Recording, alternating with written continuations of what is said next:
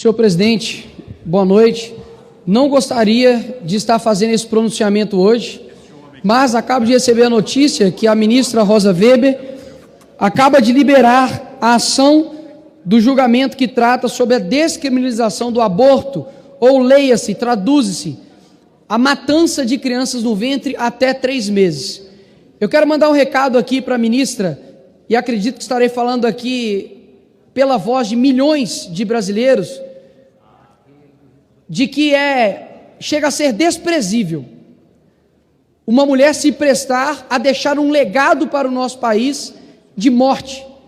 Porque saiba, ministra, eu estou falando isso diretamente para você, caso isso chegue algum dia aos seus olhos e aos seus ouvidos, de que sangue inocente estará em suas mãos. Aos 3 meses, a criança já está completamente formada. Ela tem impressão digital. Ela possui movimentos, mesmo que involuntários, mas possui movimentos. O seu coração bate, tem cérebro. Aquela criança só se difere de você, ministra Rosa Weber, de tempo e nutrição. Se você voltar, Rosa Weber, a sua vida, até chegar a este momento, você também já foi um ser de 3 meses. O que nós estamos vendo hoje no nosso país é uma agenda demoníaca, porque quem quer matar crianças dentro do ventre, essa intenção, essa vontade não provém de origens somente humanas, provém de origens sub-humanas, do inferno, porque quem quer matar crianças dentro do ventre não pode ser somente uma vontade material, mas sim espiritual. Quando nós lemos na Bíblia, antigamente, você tem o rei Herodes, matando ali todas as crianças, buscando ali crianças de menos de 2 anos de idade, porque um deles era o nosso Salvador. E aí eu te pergunto, quantas crianças, se isso for aprovado, não irão para a morte, por conta de uma indecisão irresponsável de uma ministra e possivelmente de outros ministros?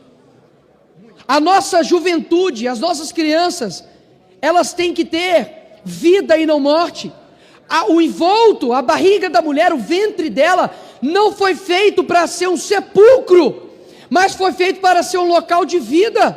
Agora, horas, o que o STF quer fazer com o nosso país? Um país que tem como nome Terra de Santa Cruz, um país que tem estados como o estado de São Paulo, Santa Catarina, um país de maioria cristã. Horas, precisa realmente militar para poder fazer com que essas crianças não venham a morrer. Isso não é uma pauta de direita, senhores congressistas. Isso não é uma pauta, pelo amor de Deus, de lado político. Isso é uma pauta humana. Um dia todos nós fomos crianças, um dia todos nós fomos seres indefesos, inocentes, dentro da barriga de nossas mães. Ao invés de trazer vida, vamos trabalhar para poder dar o direito dessa criança de ter moradia, saúde, educação, para que essa criança não seja abandonada pelo pai, pela mãe, mas sem a vida não há nenhum outro direito subsequente. Sem vida não tem como garantir moradia, sem vida não tem como lutar por saúde. Olha o que aconteceu na Colômbia, crianças de 6 meses agora podem ser mortas dentro do ventre. Quantas crianças prematuras nascem no nosso país, nascem no mundo? Estão dizendo para você aí, mãe, que está com a sua criança de 3 meses, como tem a minha Aurora dentro da barriga da minha esposa, de que olha, se alguém aqui fora, por algum motivo, qualquer que seja, decidir que você deve morrer, você deve morrer. Eu faço aqui um apelo, mais uma vez, porque eu acredito que os olhos do Senhor não estão fechados para o que está acontecendo aqui no nosso país. Saiba, ministra Rosa Weber e todos os outros ministros, que possivelmente, futuramente, irão votar, sim ou não, para poder aprovar a matança de crianças no ventre até 3 meses, de que o Senhor, a Bíblia fala que Deus, Ele é amor, mas um dos atributos de Deus chama-se justiça. Não queiram experimentar a ira do Senhor. Eu digo isso aqui não como político, eu digo isso aqui como alguém que conheceu, não de ouvir falar, mas de conhece o amor de Cristo, mas também conhece a sua justiça. De que vocês não ousem tocar na vida dessas crianças. Saiba que esse país tem cristãos que oram. Saiba que esse país tem cristãos que de joelhos lutam contra potestades e principados. Canalhas são vocês. Porque quando alguém vem aqui dizer algo que vocês discordam, vocês chamam de genocida. Genocidas são vocês que querem apoiar matar crianças dentro do ventre. Mas o genocídio silencioso, um genocídio que mata 58 milhões de crianças no ventre. E eu não tenho que ouvir ainda risos. Tenho que ver risos na cara de pessoas aqui ainda nesse plenário, de um tema tão sério. Tira o riso dos seus rostos, porque ninguém que está brincando em defender a vida, não. Todo mundo que apoia o aborto já nasceu. Isso é muito conveniente, né? Já nasci, agora eu posso fazer sexo de maneira desregrada, e caso tenha um filho, que é uma vida, eu simplesmente aborto. Afinal de contas, meu corpo, minhas regras. Mas o corpo da criança não é o seu corpo. Ela não é uma extensão do seu corpo, como a unha, como o cabelo, que você pode simplesmente ali cortar.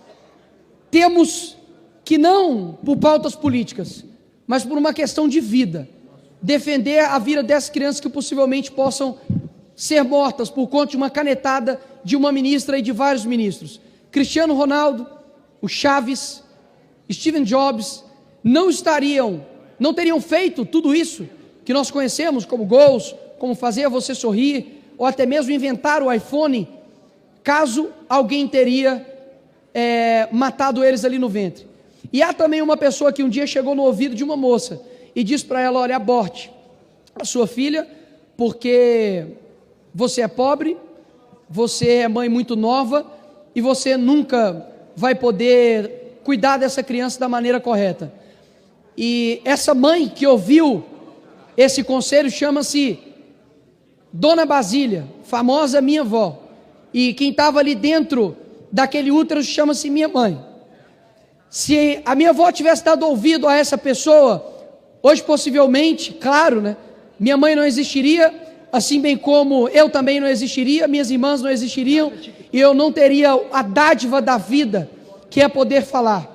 Então, eu sei que muitas pessoas possam subestimar o poder da palavra, mas eu não subestimo o poder da palavra.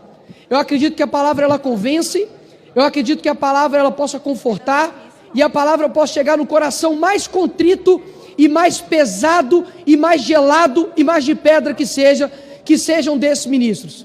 Então, ministra Rosa Weber, saiba que se você não for julgada aqui nessa terra, você será julgado por aquele que detém todo o poder. Não é que tem poder, por aquele que tem todo o poder. Para poder concluir, senhor presidente, eu peço aqui aos cristãos, que caso isso seja levado à tona, que seja a hora de nós irmos até as ruas, para poder dizer que aqui no nosso Brasil, nós não queremos um banho de sangue de crianças inocentes. Nós vamos lutar pela vida até quando eu tiver fôlego. Obrigado, senhor presidente. Neste último dia aqui de CPMI, eu quero fazer algo que talvez até a minha própria base não vai entender, mas eu quero parabenizar a relatora, Elisiane Gama, porque, afinal de contas, né, indiciou o G. Dias, que estava lá dentro, e ativou o plano escudo. Ah, não fez isso não. Indiciou e convocou o Dino para poder explicar o porquê não entregou as câmeras. Parabéns, senadora. Também não. Mas quero parabenizar, porque convocou a Força Nacional que estava parada e nada fez para poder impedir. Não fez, não fez, a relatora não fez. Mas convocou os vândalos que depredaram, que quebraram o Congresso. Também não. Mas quero parabenizar a senadora Elisiane Gama por ter quebrado o sigilo do Capelli, do Dino e do Lula, que esclareceu as investigações. Também não, entendi. Mas eu quero parabenizar a senadora por ter anexado todas as provas de que o Bolsonaro foi o mentor intelectual do golpe. Também não colocou nenhuma prova, não. Então, por fim, eu quero parabenizar por ter aprovado todos os requerimentos da oposição que se viu para poder trazer mais transparência a esta investigação e não ser uma investigação seletiva. Ou seja, não fez absolutamente nada disso. Então, e eu digo isso aqui com uma tranquilidade muito grande. Meramente, e eu falo isso com pesar, é um fantoche a serviço do Lula. Então esse relatório não passa de água de salsicha, né? Não serve para porcaria nenhuma. Até mesmo porque é uma recomendação que pode ser feita... Mas não, peraí, presidente, que é isso? Eu não posso falar. Até pouco tempo o senador estava falando que estava com dodói de Oviel. Fazer uma ponderação. Agora escuta, não irei ponderar e vou falar aquilo que o parlamento me permite e é dar voz às pessoas. A relatora fez um relatório parcial, mentiroso e é fantoche da esquerda. Se não aguenta, a porta tá ali, vira à direita, segue à esquerda e vai embora. Agora aqui é o local de falar. E quando nós falamos, a gente está incomodado. Eu lembro um dia que a relatora chegou lá e falou pra gente assim, vai chorar mais, né? Pode chorar. Aí quando a gente fala, aí diz que é ofensa. Ofensa, né? Porque quando a gente ataca dizendo a verdade, aí é ofensa. Mas chamamos nós aqui de terroristas, de fascistas, de pessoas que alimentam ódio, aí tudo pode. Aí é democracia, né? Aí pode, é tudo democracia. Então, para vocês terem ideia, o relatório, ele cita o Bernardo Kister, que estava em uma audiência.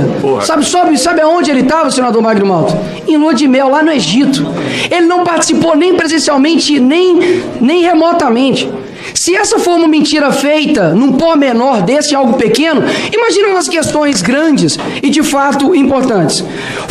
Foi indiciado Jair Messias Bolsonaro por conta de um depoimento de um mentiroso, de um estelionatário que era o hacker aqui.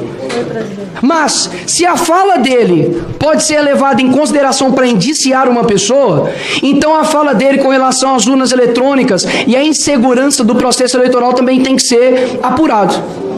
Também tem que ser investigado. Afinal de contas, não saiu isso da minha boca, mas abre aspas, de que se uma pessoa quisesse colocar um veneno na receita das eleições, ela conseguiria mudar uma pessoa inteira todas as eleições do nosso país. Ou seja, ou o que ele fala é verdade por completo, ou é mentira por completo. Os dois, de fato, é impossível.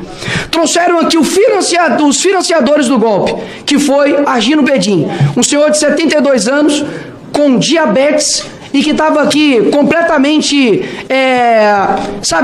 se sentindo de fato envergonhado, porque depois de tanto trabalho que ele fez na vida dele, tem que ficar ouvindo aqui sanguessugas, dizendo que ele era financiador de um golpe. Mas pasmem, senhores e Brasil, de que o financiador do golpe do dia 8 de janeiro tem as suas contas bloqueadas desde novembro do ano passado. Como que ele financiou algo? É natimorto este relatório. Trouxeram aqui todas as pessoas em volta do Bolsonaro. E sabe o que encontraram? Nada. Nada. Absolutamente nada. Eu entendo o desespero deles por conta do Bolsonaro. Porque o presidente deles, que só faz, só dá mancada atrás de mancada, não tem o que falar do Lula, eu entendo. Só tem o que falar do antecessor, porque assim eles se mantêm vivos na vida política. Agora, hora nenhuma ninguém chegou a falar em autogolpe, mas de um aproveitamento doloso de uma situação. É claro que as pessoas que estavam ali, e o que foi dito pela oposição, desde o começo, desde o primeiro dia é que nós condenamos quem depredou. Há de se haver, sim, a punição correta, assim como eles querem comparar com o Capitólio. E o Capitólio, o líder da invasão, tomou 3 anos. Agora, uma senhora de 57 anos tomou 14 anos lá de Betim de cadeia. A Jupira. Mas isso para eles é democracia. Até mesmo porque quando eles dizem anistia, sem anistia, sem anistia. Mas essas mesmas pessoas aqui que estão pedindo sem anistia para baderneiros, tem uma dificuldade, está entalado aqui na garganta, eu não sei porquê, de falar que Hamas é terrorista. Partidos aqui que não têm a coragem, não ouvi nenhum deles aqui, dizer Hamas é terrorista. Eles têm um ímpeto muito grande de falar que pessoas que entraram e cometeram erros, de fato, crimes de depredar patrimônio público, são terroristas. Enchem a boca. Claramente numa vontade de perseguir e acabar, amedrontar as opiniões contrárias a deles. Porque a democracia deles só se é sustentável quando só há uma fala. Onde já se viu pessoas falarem aqui em democracia com foice e martelo na mão? Sabe? Quando as pessoas falam assim, mas vocês são adversários, eu digo, nós somos adversários sim, inimigos também. Eu não sou amigo de quem paga aqui, sabe, de uma virtude moral, mas por detrás se faz de vítima. Quando, por exemplo, ameaça, fica vendo o que você vai estar falando aí, que você vai ver que você vai tomar pela cara. E depois se faz de vítima. Esse é o padrão moral desse pessoal que está aqui. Mas isso aqui foi desnudado, senador Magno Malta, foi desnudado.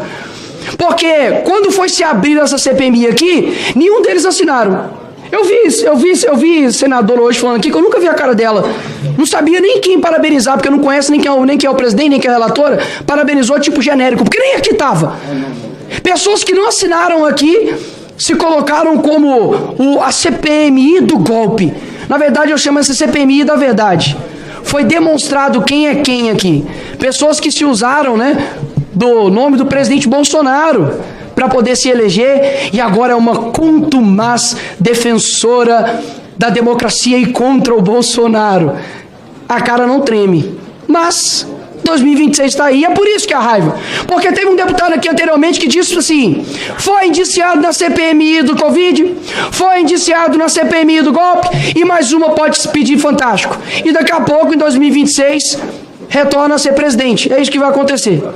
Agora, sabe qual que é o desespero deles, André Fernandes? Sabe qual que é o desespero deles, Marcos Rogério, Marco Feliciano, Abílio?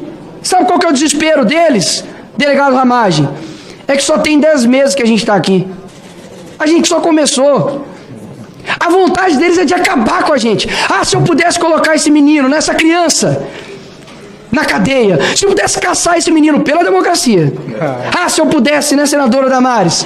Mas deixa eu contar uma coisa para vocês, a gente só começou. A gente só está começando. Essa foi a primeira CPMI. E graças a Deus, a gente está com muita força para ir continuando. Sabe por quê? Porque eu sim, a gente pode andar livremente nas ruas, no aeroporto, em qualquer lugar. Agora, muitos daqui não. Só tem que ir nos restaurantes dos amigos, nos locais dos amigos. Afinal de contas, vai tomar uma vaia muito grande. Porque a verdade foi desnudada aqui nesse local. Pessoas que nada temiam, tudo esconderam. Foi este fato aqui que aconteceu. Então, como eu sempre digo, isso aqui obviamente não é uma ameaça, mas isso aqui é uma predição do futuro, por conta do que nós estamos plantando aqui agora. A direita, uma parcelinha da direita, que errou agora sim com isso, mas que sempre fez manifestações pacíficas, errou, porque achou que tomar o poder é tomar o espaço físico. Não é dessa forma que nós vamos conseguir mudar o Brasil. É através da ocupação dos espaços. E a gente precisa ter, por incrível que pareça, uma virtude que a esquerda tem, que é a paciência. Eles morrem sem ver aquilo e matam, né? Sem ver aquilo que eles estão desejando acontecer. Mas muitos acabam que de direita são muito histéricos quanto às mudanças. Mas eu digo para vocês, nós já começamos a tomar os conselhos tutelares, já começamos a ocupar a CPMI, já começamos a mostrar que é uma voz dissonante dessa mentirosa, dessa, como a Bíblia diz, 2 Timóteo, que falam do amor, mas negam o seu poder. Só tem embalagem de amor. Porque eu nunca recebi ditador aqui no meu país, tá? Eu nunca explodi carro-bomba, como a terrorista Dilma fez. Eu nunca fiz acordos ou amizades com Daniel Ortega, tá? Eu nunca fiz. Mas os que dizem a respeito do amor aqui fizeram. Então podem ficar tranquilos, que eu sei que o presente é seu, mas o futuro é nosso. Obrigado.